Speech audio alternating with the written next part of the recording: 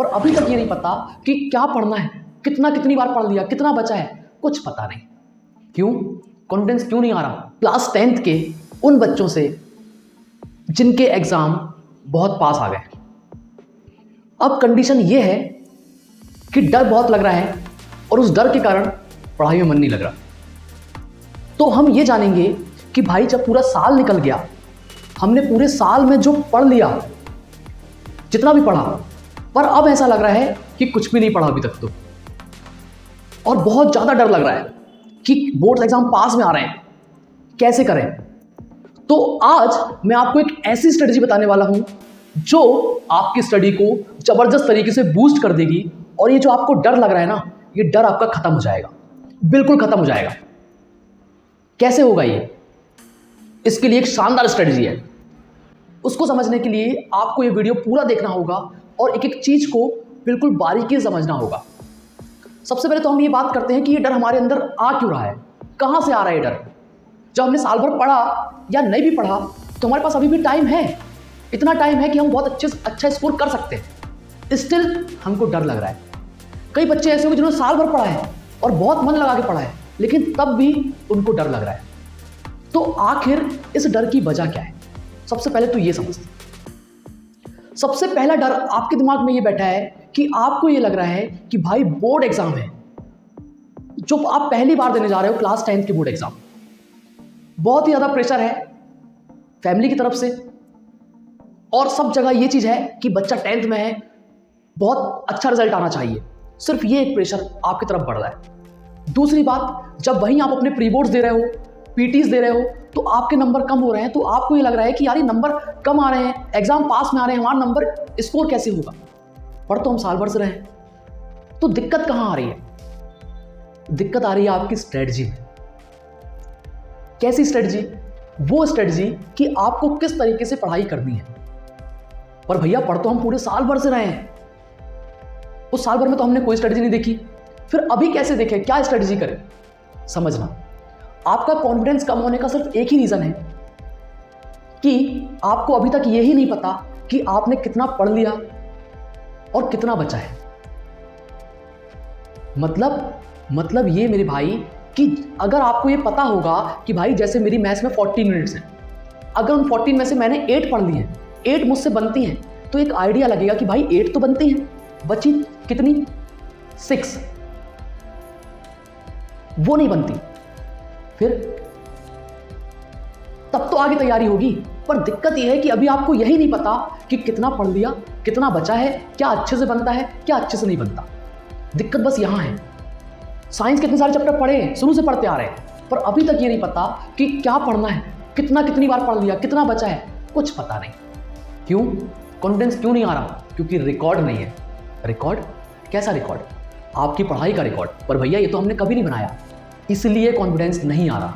क्यों? क्योंकि आपने अपनी पढ़ाई का कोई रिकॉर्ड ही नहीं बनाया। अगर रिकॉर्ड बनाया होता मेरे भाई, तो पता होता कि इतना पढ़ लिया, इतना बचा है। कुछ खबर नहीं, पूरे साल भर क्या हुआ हमको पता ही नहीं भैया। बस हम तो पढ़ते गए, पेपर देते गए, पढ़ते गए, पेपर देते गए।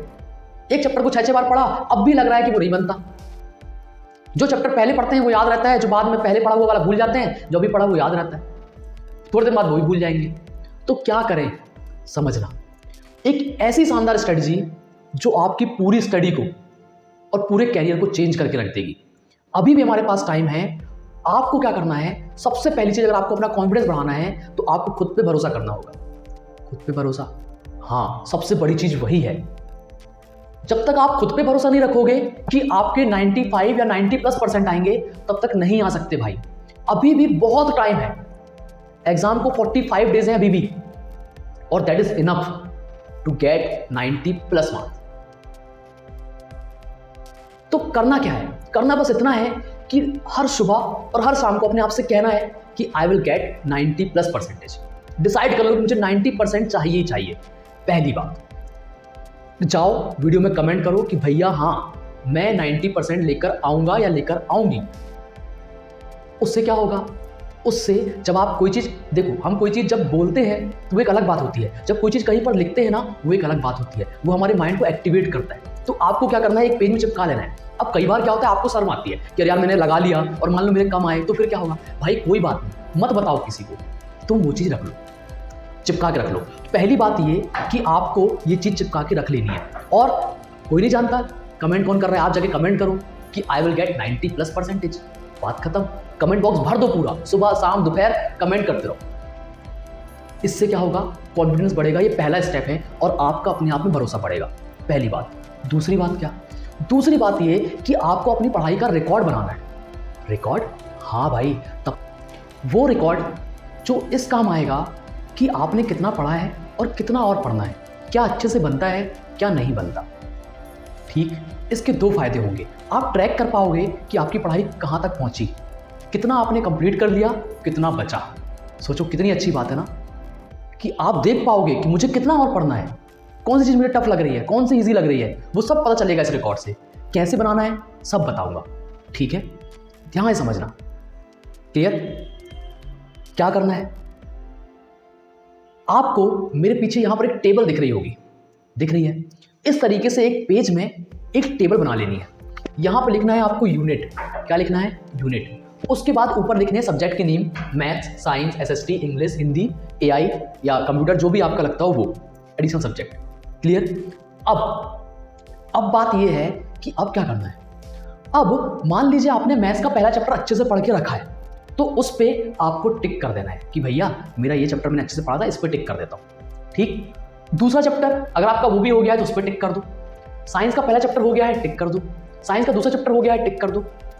एसएसटी का पहला नहीं हुआ, कोई बात नहीं, सेकंड हो गया है, सेकंड पे टिक कर दो। उसका फोर्थ आप पढ़ चुके हैं, फोर्थ पे टिक कर दो। तो अब क्या होगा, इसका फायदा ये है कि जब ये चार्ट आपके पास रहेगा तो इसको दीवार में पेस्ट कर देना।